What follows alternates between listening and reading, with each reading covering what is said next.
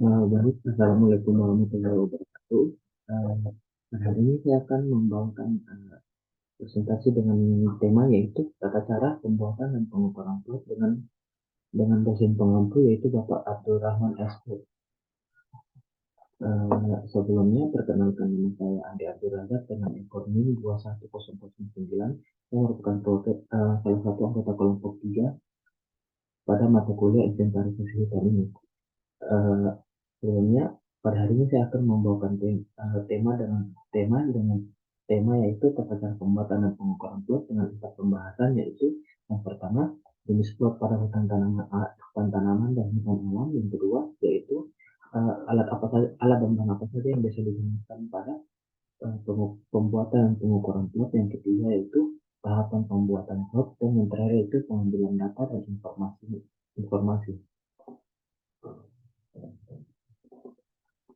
Baik, langsung saja pada pembahasan yang pertama itu jenis plot pada hutan tanaman dan hutan alam.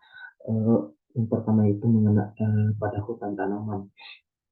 Pada plot hutan tanaman ini jenis pohon yang diukur ini biasanya didasarkan atas jenisnya. Salah satu contoh variabelnya itu variabel jenis pohon yang sama atau yang homogen. Jenis pohon yang diukur pada hutan tanaman ini bergantung pada pohon apa yang ditanam pada kawasan tersebut, yaitu contohnya sengon. Oleh karena jenisnya yang homogen, maka pengumpulan data dilakukan dengan plot metode plot lingkaran. Yang kedua yaitu hutan alam.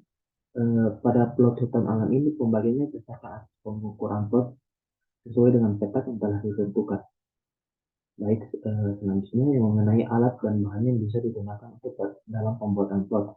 Yang pertama itu ada 3 alat yang biasanya digunakan dalam pembuatan plot, yaitu yang pertama roll meter. Roll meter ini adalah alat ukur panjang yang biasanya yang bisa digulung dengan panjang mulai dari 5 sampai 50 meter. Eh, Roll meter ini biasanya dikenal dengan sebutan meter atau dikenal dengan pita ukur.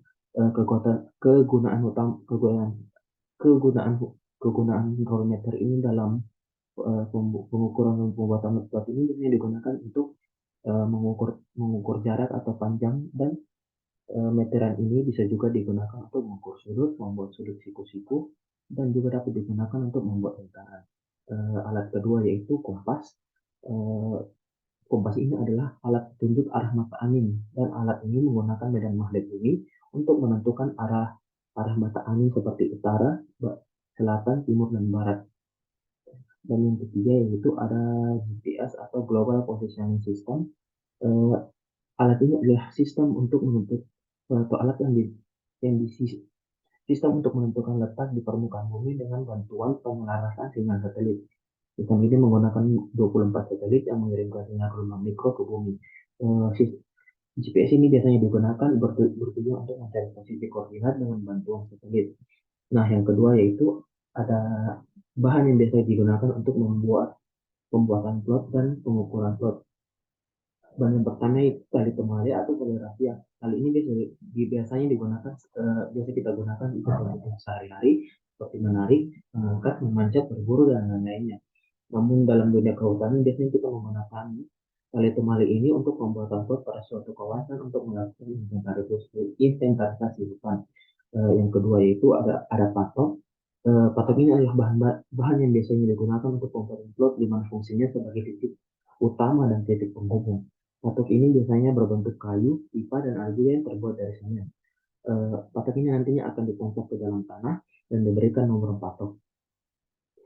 Selanjutnya yang ketiga, tahapan pembuatan plot. Eh, Tahapan pembuatan plot ini dibuat sesuai dengan suatu kawasan yang akan diteliti pada pembuatan plot. Untuk melakukan penelitian inventarisasi pohon, biasanya menggunakan metode teknik sampling, di mana pada umumnya para peneliti di bidang ekologi hutan akan membedakan pohon-pohon berdasarkan tingkat pertumbuhannya. Yang pertama itu pada tingkat pohon dewasa dengan diameter pohon di atas 20 cm. Biasanya pada tingkat pohon dewasa ini akan menggunakan plot dengan ukuran 20 kali 20 meter.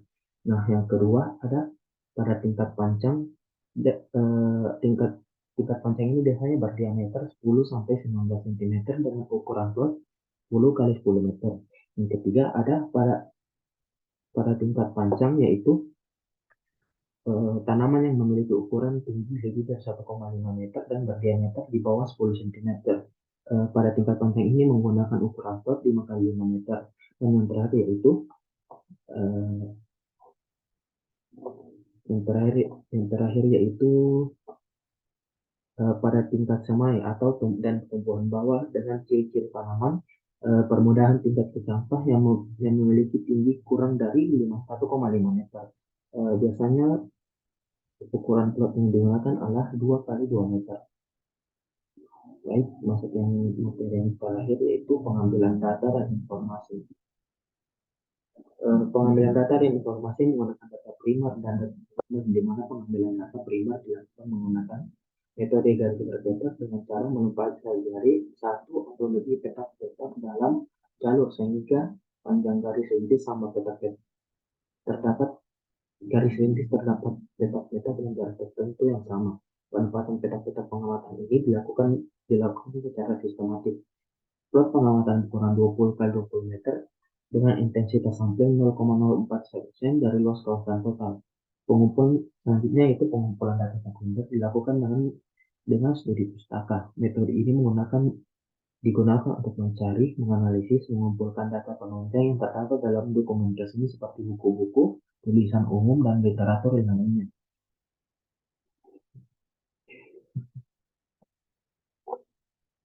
Baik, saya kira itu saja presentasi saya pada pagi hari ini. Lebih dan kurangnya mohon dimaafkan. Wassalamualaikum warahmatullahi wabarakatuh.